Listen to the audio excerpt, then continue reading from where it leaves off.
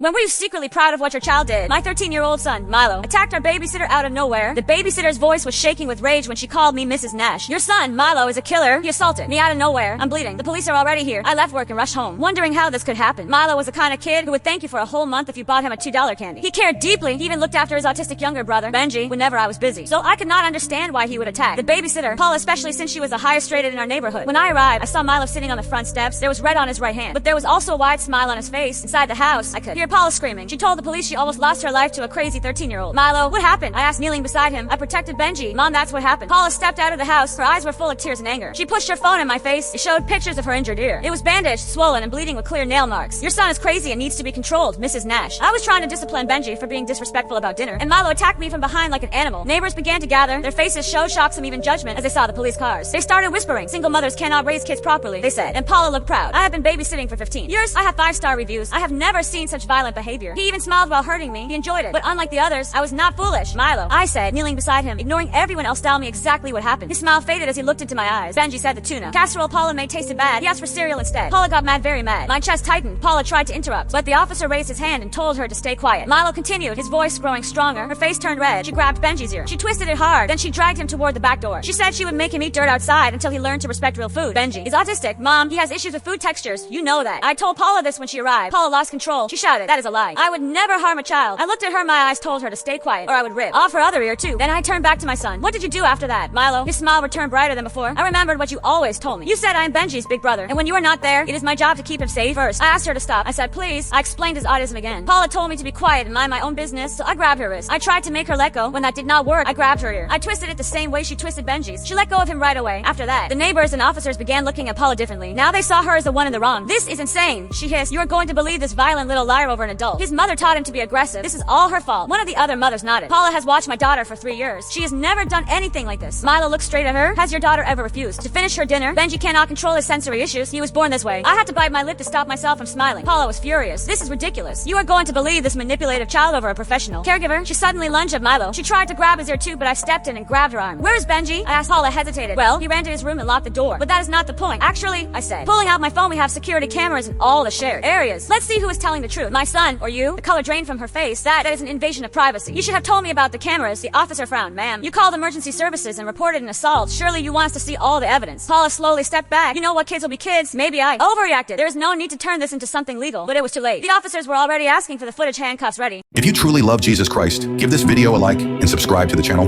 If you don't, maybe your faith just isn't fully ready yet.